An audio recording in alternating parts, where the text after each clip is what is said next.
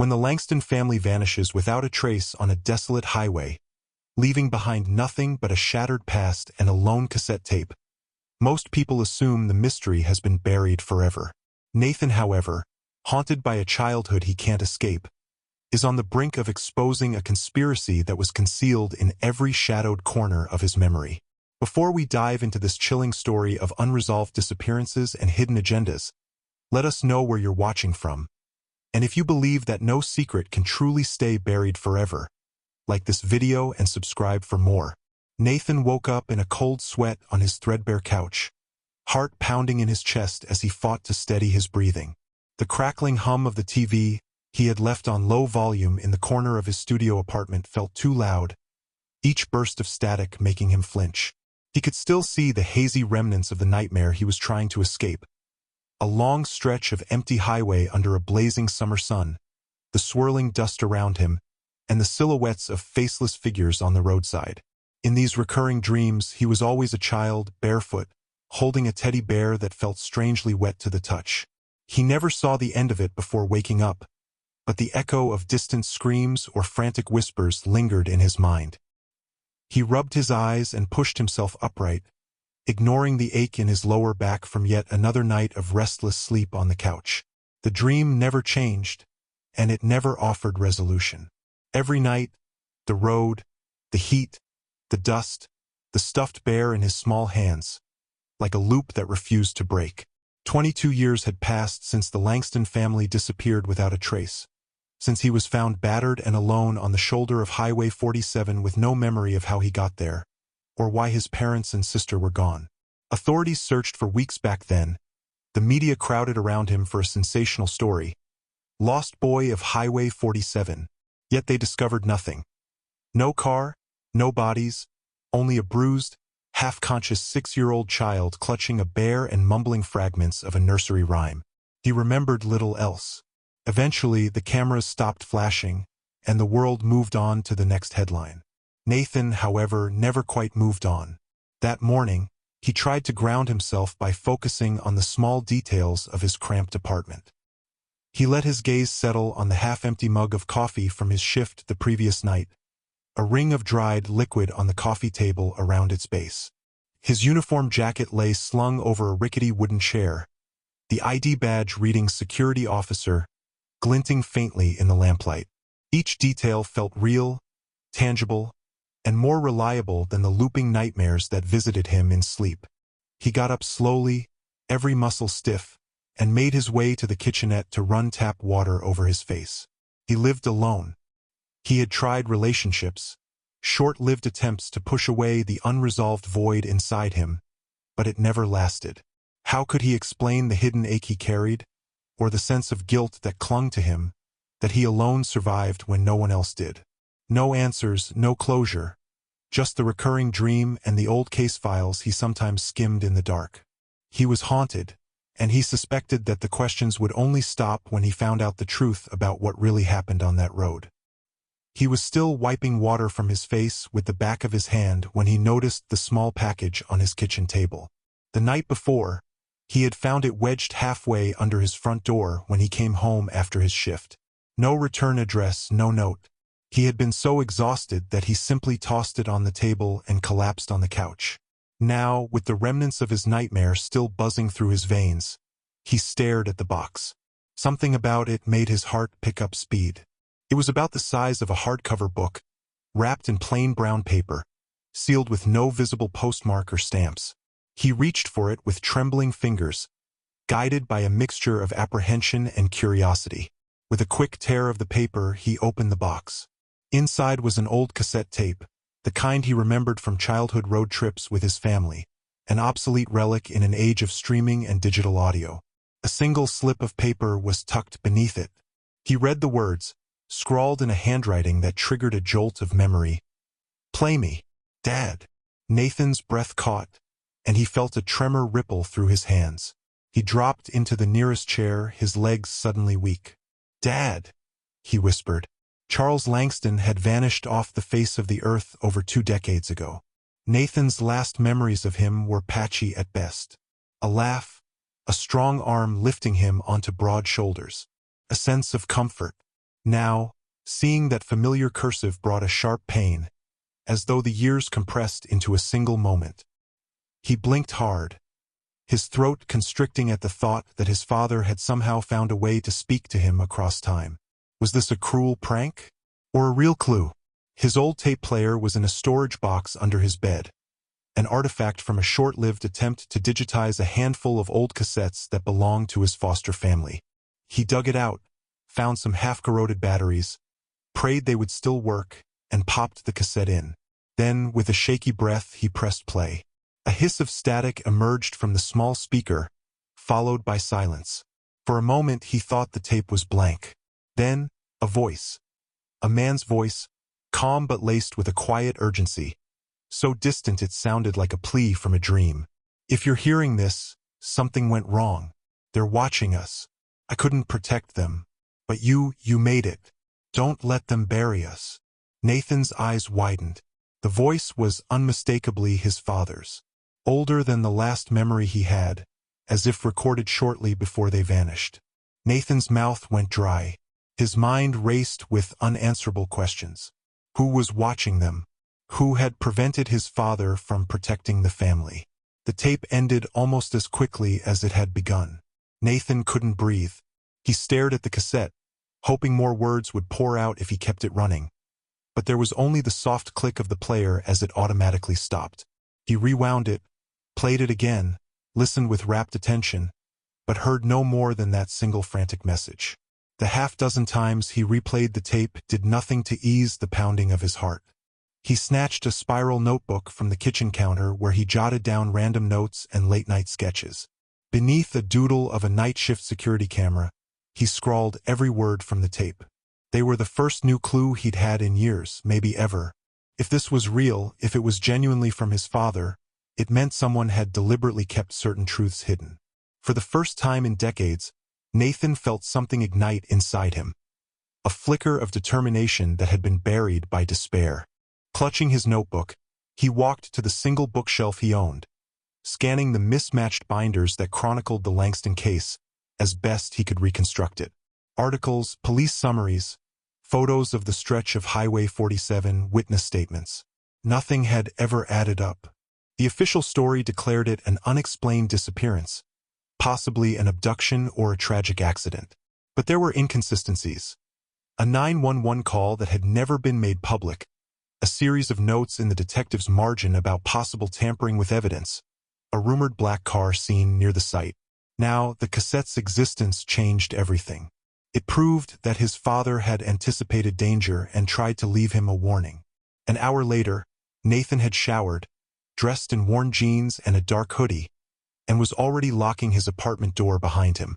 He was going back to Highway 47, back to that forgotten logging town near Cedar Rock, to the place where he was found as a child. Maybe he'd find answers in the old asphalt cracks, or maybe he'd find ghosts. But he couldn't stand still anymore. As he hurried down to his old sedan, the cassette tape tucked safely in his bag, he felt the weight of eyes on him. Just nerves, he told himself. The knowledge that his father's last words suggested a hidden enemy was enough to jolt his paranoia. Yet he couldn't shake the sensation that, from some dark corner, someone was watching him slip into his car and drive away. The drive out of Portland was gray and drizzly, the sky resembling tarnished silver. The city lights receded behind him as he merged onto the highway that would eventually link him to the lonely road on which his childhood had ended and begun. Billboards advertising lodging and fast food chains gave way to evergreen forests. The air grew cooler, the horizon narrower. Every mile brought him closer to that moment in 2003 when the 6-year-old version of himself was left on the roadside with no memory of the events that preceded it. He arrived by late morning, stepping out onto the shoulder of Highway 47 near the old mile marker where a deputy first spotted him. The asphalt had cracks now, filled in with cheap tar, and the roadside grass was tall. Cars whizzed by, few and far between, the roar of engines echoing off distant pines. He stood there, gazing at the open stretch, trying to force a recollection. Instead, he felt the same emptiness in his mind, like a locked door he had no key for. The next logical stop was the small, dusty house of the retired sheriff who had once led the investigation. Grace Dunley had been in charge of the case until she retired under vague circumstances. She lived close to Cedar Rock in a modest ranch-style home. The front yard boasted a faded pink flamingo and a peeling picket fence. Nathan parked on the gravel driveway. He spent a few moments collecting himself, then knocked on the door. Grace answered with a weary expression that melted into a mix of surprise and sadness when she recognized him. She was in her 60s, with white hair braided down her back and eyes that hinted at old regrets. She invited him in after a moment of stunned silence, leading him to a living room that smelled faintly of chamomile tea. She remembered him clearly, she said, even after all these years.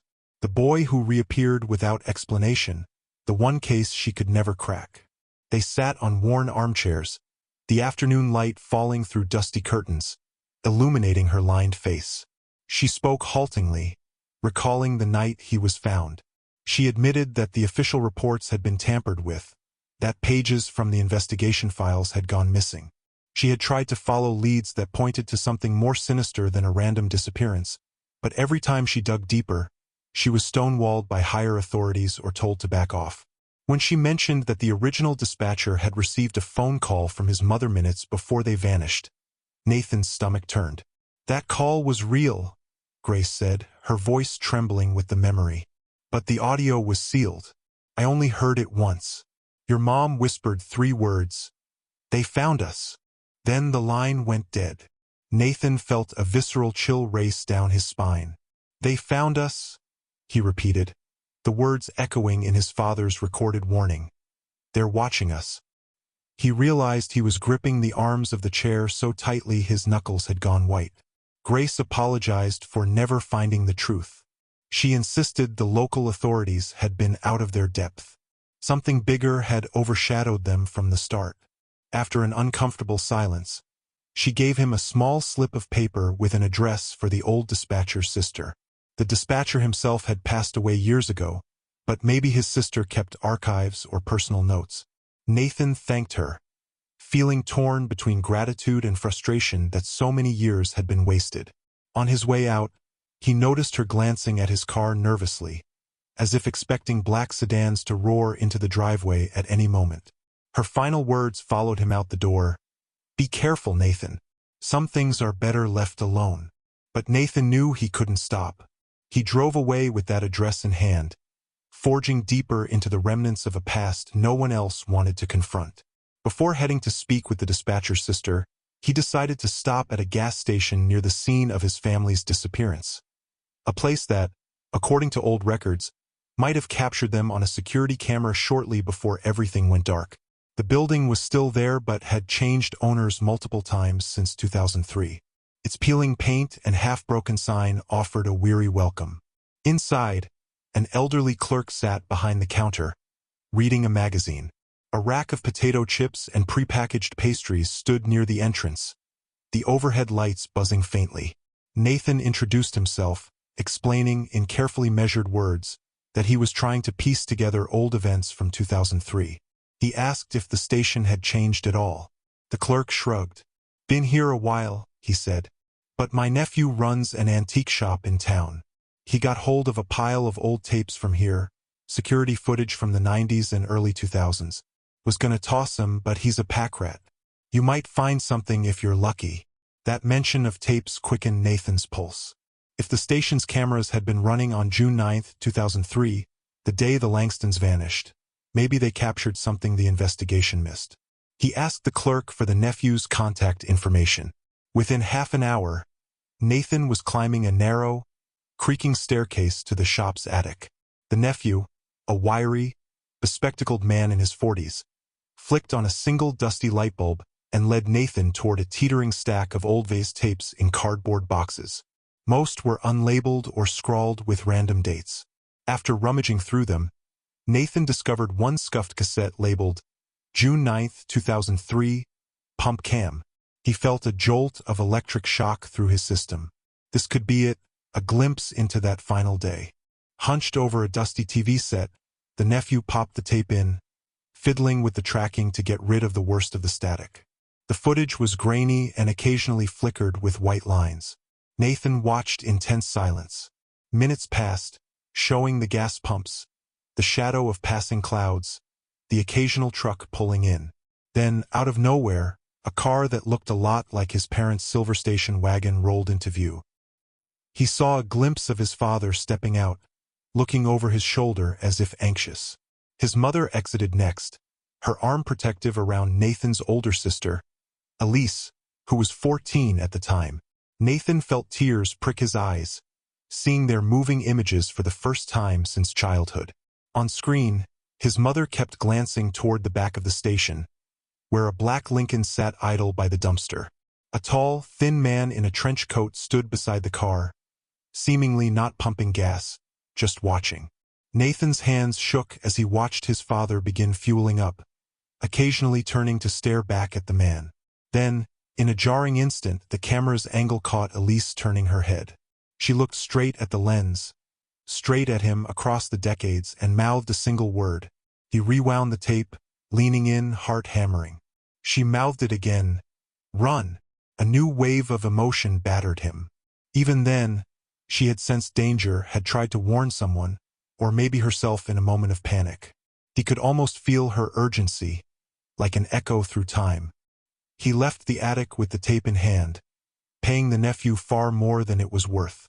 A battered VHS cassette might not hold up in any official capacity, but it was something no one had ever shown him, proof that his parents knew they were being followed. He also noted the black Lincoln and the unknown man in a trench coat, an ominous figure who appeared to be waiting, sizing them up. This was no random disappearance. Something had been orchestrated, planned. He drove to the address for the dispatcher's sister, but she wasn't home. He left a note, then stopped at a local diner. He needed time to think, to plan. He found a booth by the window, ignoring the stares of the few patrons in the place, and flipped through the notes he'd compiled over the years. He jotted the license plate of the black Lincoln from the tape, hoping it was legible. The footage was too grainy to be certain, so he circled it with question marks. Then, in bold letters, he wrote, Elise recognized the camera. She was telling me, or someone, to run. Memories tugged at him. Elise braiding her hair in the back seat of their car. Elise showing him how to tie his shoelaces. Elise reading him silly stories at night when their parents were busy. But he still couldn't recall that specific day. It was as if someone had taken a pair of scissors and snipped away the hours from his mind. He gazed around the diner. The hum of conversation from two truckers in the corner faded to a low drone in his ears as he tried to reconnect with the child he'd been. Sitting in the back of that station wagon, wholly unaware that in a matter of hours his entire life would be shattered. His father had worked for Naram Dynamics. That was on paper as a standard job. But the rumors, the half-buried whistleblower reports from the early 2000s, painted a murkier picture. Defense contracts, hush-hush government work, experimental projects that tested the boundaries of law and ethics. He remembered stumbling on references to behavioral disruption weapons and civilian surveillance programs, all under Naram's banner. The timeline matched the family's disappearance. One day, Charles Langston was a logistics analyst. Then, a missing engineer's name appeared in leaked documents referencing Project Valkyrie. The missing engineer? See, Langston. Nathan's father had apparently tried to blow the whistle, or at least that was the rumor among conspiracy theorists on obscure message boards he'd once scoured. Could that have painted a target on his back, and on the rest of the family? At the heart of it was one question. Why was Nathan the only one found? The deeper question. If his father had known they were all in danger, why had they even gone on that drive? He paid for his coffee and stepped outside, the midday sun peeking through the cloud cover, casting fleeting rays on the cracked pavement. The phone in his pocket buzzed. A voicemail notification from a number marked as blocked. He pressed it to his ear. Static washed over him, followed by a distorted voice, crackling like it had been passed through a half-functioning voice modulator. One phrase was clear: stop, before you end up like them. Then the line went dead. His heart pounded. Fear coiled in his gut like a venomous serpent. He surveyed the small town street.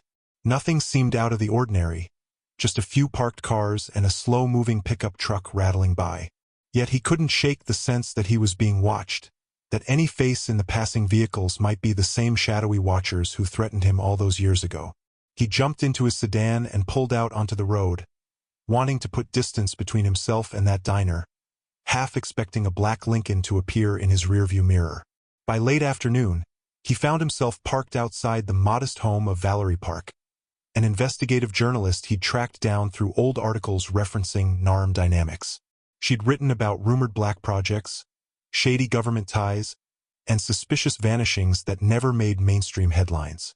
It was a leap of faith to contact her, but her old piece about Project Valkyrie was as close to an informed perspective as he might find. He'd called her once he left the diner, desperation in his voice, and she had agreed to meet, intrigued by the mention of the Langston disappearance and the cassette tape. When she opened the door, he saw a woman in her late 30s with sharp, attentive eyes and a guarded expression. Her dark hair was pulled back, and she wore simple jeans and a sweater, looking more like a grad student than a seasoned conspiracy reporter. She invited him in, gesturing for him to take a seat at a small round table piled with notebooks, printouts, and a laptop. The smell of coffee mingled with the faint odor of dust and old paper. Nathan explained everything: the tape, the new VHS footage, the father's possible involvement in a covert project. Valerie listened, scribbling notes. Occasionally, her eyes widened in recognition. She told him she had once interviewed a man claiming that NARM specialized in erasure techniques, not merely weapons, but forms of removing people from memory, from records, from official existence. At the time, she dismissed it as one more outlandish rumor in the swirl of black-budget conspiracies. But hearing Nathan's story cast those theories in a new, unsettling light. When he played the cassette for her, her expression shifted from curiosity to shock. She replayed it multiple times, leaning in so close her hair nearly brushed the tape player. Then she asked for permission to analyze it on her computer, to check if there were hidden frequencies or coded signals embedded in the audio. That was how they discovered the faint signal near the tape's end, an almost imperceptible series of high-pitched tones. Valerie managed to isolate and decode it, revealing a set of coordinates deep in the Cascade Mountains, a location that appeared on no official map they could find. The letters and numbers were precise, though, suggesting a very real physical site. Nathan's pulse thundered as they stared at the screen. A remote area, accessible only by logging roads or old forest trails. Valerie shut her laptop and met his gaze. "If this is legit, it could be where they took your family," she said quietly. An hour later, they were in her car, driving toward the winding mountain roads. Nathan followed behind in his sedan. The trek took them through thickening forests, the canopy overhead blocking out most of the fading daylight. Eventually, they reached a point where the gravel ended entirely, and they had to continue on foot, forging a path through moss-covered trunks and tangled undergrowth. Rain started to drizzle, making the ground slick. Each step felt heavier, burdened by the possibility that they were treading on the same path the Langstons had once traversed under duress. They found the ravine as twilight set in. The entrance to what looked like a concrete bunker lay partially collapsed, a mound of earth and debris leaning against a rusted hatch. Nathan's skin crawled. This place looked like something out of a nightmare. Twisted rebar, shattered concrete walls, the imprint of decades of weather and neglect. Valerie helped him pry open a cracked steel door. The smell inside was stale and cold, as though the place had been sealed off for years. Their flashlights cut beams through the darkness, revealing scattered remnants. Scraps of fabric, an old mattress stained along the edges, broken furniture that might have once been lab equipment or cots. Nathan's heart hammered at the sight of a child's shoe partially buried in the dirt. He reached out to touch it, hand trembling. Could it have belonged to his sister? The shoe size looked right for a child, but he had no way to be certain. His mind reeled with images of what might have happened here. At the far end of the bunker, in a side room half choked with rubble, they found something bizarre. A mirror, freestanding and oddly pristine despite the decay. A small label on the backside read, "Property of NARM Dynamics. Prototype 3X, Sensory Partition Gate." A surge of adrenaline hit Nathan. This was the real thing. NARM's equipment, hidden in a remote bunker. Valerie shone her flashlight over the surface. The reflection was too crisp, giving them the unsettling feeling that the glass itself was alive. Nathan stared at his own face. For a split second, the reflection shifted, and instead of his own features, he saw someone else. A woman's face, pale and terrified. His mother's. He gasped and stumbled back, nearly dropping his flashlight. Valerie also caught the flicker. "Did you see that?" she whispered, voice trembling. Nathan was too stunned to respond. He gripped the side of the mirror, feeling the cold surface. He tried to rationalize that it was just exhaustion or a trick of the light. Yet the glimpse left him rattled to his core. His mother had been there, or at least it felt that way, as if her image were imprinted in the reflective surface. They had no time to process this. Headlights pierced the darkness outside. Nathan spun around, adrenaline spiking. A van screeched to a halt near the ravine. The clang of doors opening echoed through the trees. Men spilled out, armed with rifles, their voices barking orders.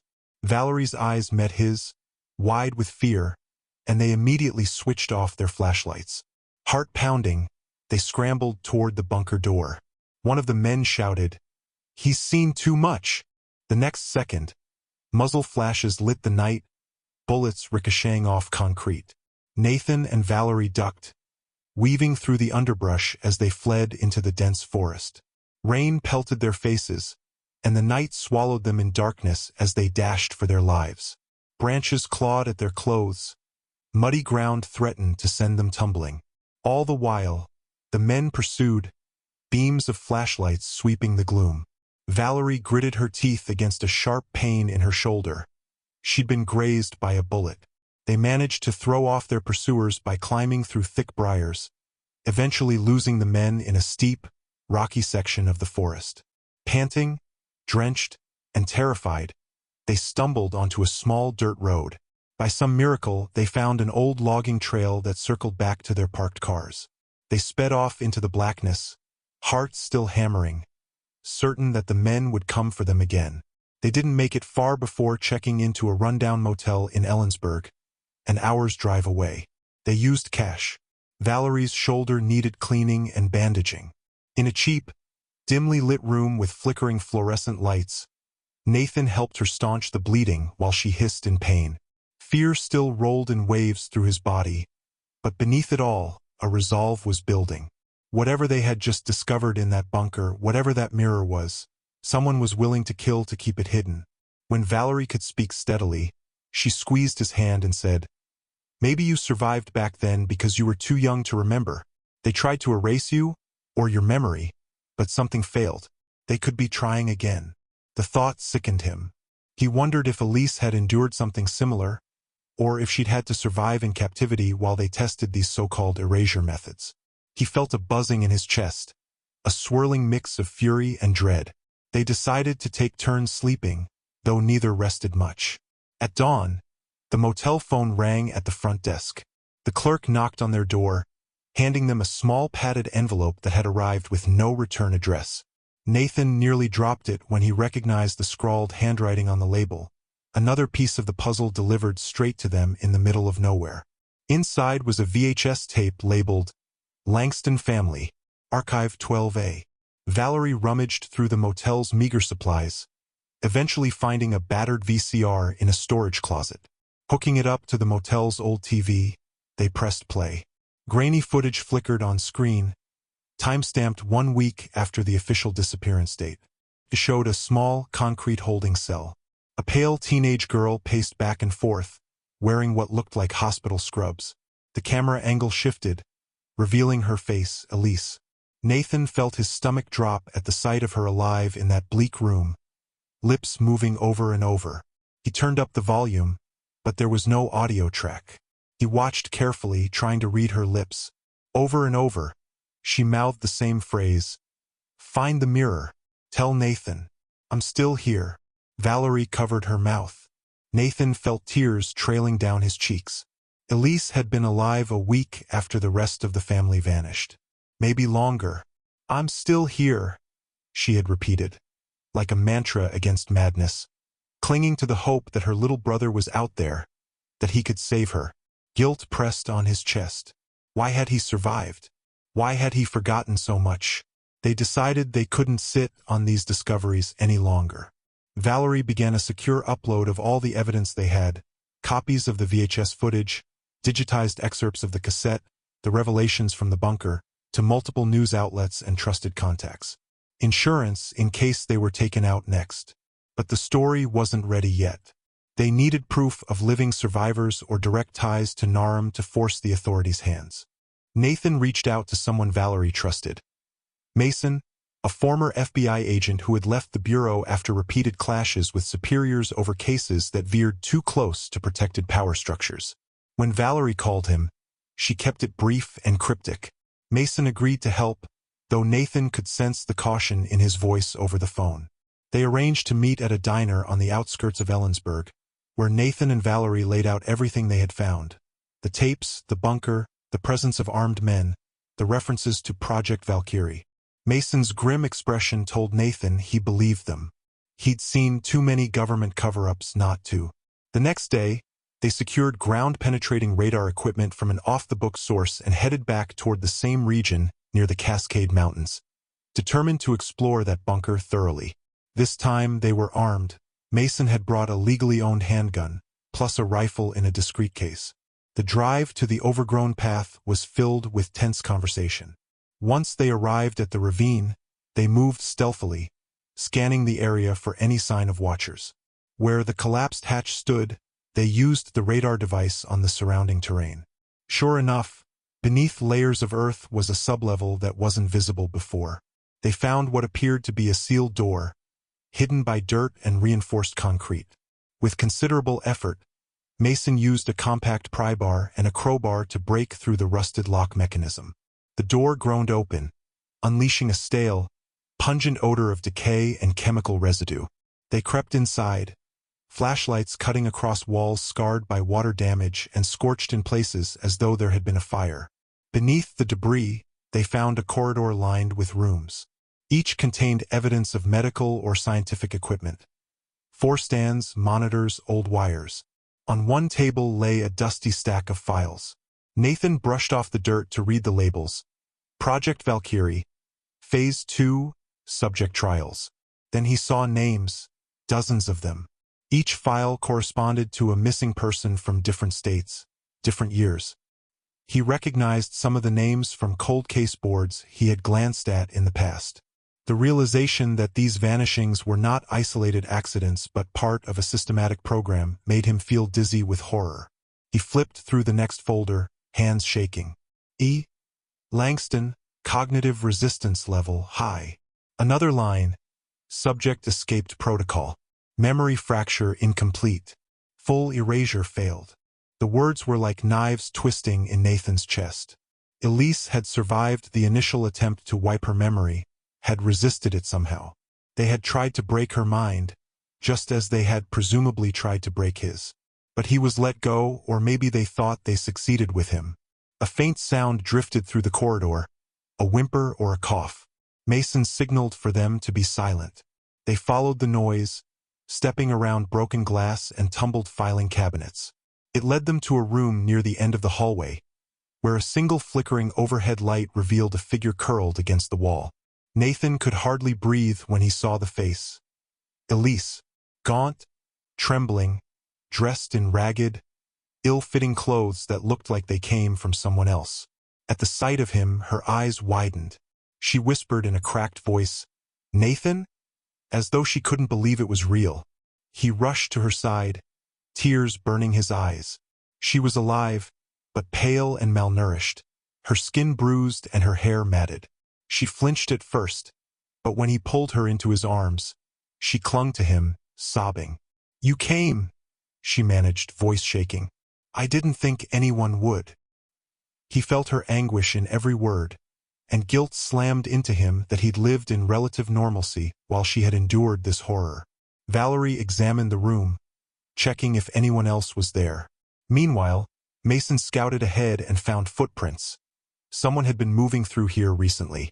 "We have to move," he warned. "They'll come back, maybe soon." Elise had difficulty standing on her own, so Valerie helped her, supporting her weight as they hurried back the way they came. Nathan clung to the files they had grabbed, including the references to Project Valkyrie. He also carried the mirror prototype they had found upstairs, lugging it with them because it seemed central to whatever they had been doing to their captives' minds. They barely reached the exit before floodlights blazed through the surrounding trees. Another vehicle, more men, an echo of the chase from before. This time, Mason fired warning shots. Muzzle flashes lit the gloom, and chaos erupted. Valerie set off a couple of smoke canisters she'd obtained from an old contact, filling the area with thick clouds. Coughing and stumbling, they managed to slip away into the darkness. Elisa's breath rasped as she struggled to keep pace, but adrenaline and the prospect of freedom drove them forward. At last, they found their way to the road where their vehicles were hidden. They loaded up in frantic haste, the men's shouts drifting behind them. Engine roaring, they sped away, uncertain if they were being tailed but refusing to slow down until they were miles away. 2 weeks later, Valerie's bombshell investigative report went public. Every major news network received a cache of documents, footage, and recorded testimonies from Nathan, Elise, and Mason. The story named Narum Dynamics, Project Valkyrie, and exposed the pattern of erased individuals. It implicated high-level executives in abduction, illegal human experimentation, and government officials who might have known about it. The media firestorm was immediate. In the following days, the FBI arrested several Narum executives. Politicians offered guarded statements. Nathan and Elise found themselves testifying before a congressional subcommittee, though the full scope of the story was mired in bureaucratic spin. They had evidence, sure, but decades of corruption and clandestine operations wouldn't unravel overnight. Even so, they had forced the truth into the light, or at least enough of it to stop the immediate threat. Yet real closure remained elusive. Their mother's fate was still unknown. Charles Langston's final message lingered in Nathan's mind. "Don't let them bury us." Nathan wondered if he had succeeded or if the system would bury the truth in red tape and half-admissions. He rented a small place near the outskirts of Portland, where Elise stayed with him, determined to start therapy and slowly reclaim some semblance of a normal life. She had lost so many years, but her spirit was still there, refusing to be broken entirely. Nathan watched her sleep sometimes, reflecting on the fact that they had found each other again, even if the rest of their family remained scattered to the winds. Early one morning, Nathan went to the apartment building's mailbox to pick up the usual bills and junk mail. A small padded envelope caught his eye. No name, no address, just like before. He carried it back upstairs, heart pounding with that familiar sense of dread. Inside was a shard of mirror, wrapped in tissue paper, and a short note written in the same handwriting as before. "She's not the only one who survived." He stared at the mirror shard, the pointed edges reflecting fragments of his wide-eyed expression. His mind spun with the possibility that his mother might still be alive, somewhere waiting to be found. Or perhaps it referred to someone else from the list of missing. He couldn't be sure, but the message was clear. There was more to uncover, more layers to this conspiracy, more survivors hidden away. He stepped into the living room, where Elise slept on the couch, exhausted from another round of therapy the day before. The note crumpled slightly in his hand as he gazed at her peaceful face. His chest tightened, torn between the need to share the spark of hope and the desire to let her rest a little longer. She had already endured enough. Letting out a shaky breath, he set the shard of mirror on the coffee table, keeping the note pressed between his fingers. He looked at Elise, her brow smoothing out in sleep. The sun rose in a wash of light through the window, illuminating dust motes dancing in the air. He felt his heart pound in his chest. Maybe their mother was still out there, locked in another hidden place, waiting for them to find her the way they found Elise. Or maybe it was a trap designed to lure him back into the jaws of danger. Either way, the only path forward was to keep searching. But he didn't wake Elise. Not yet. Thanks for watching till the end. Don't forget to like this video and subscribe for more. See you next time.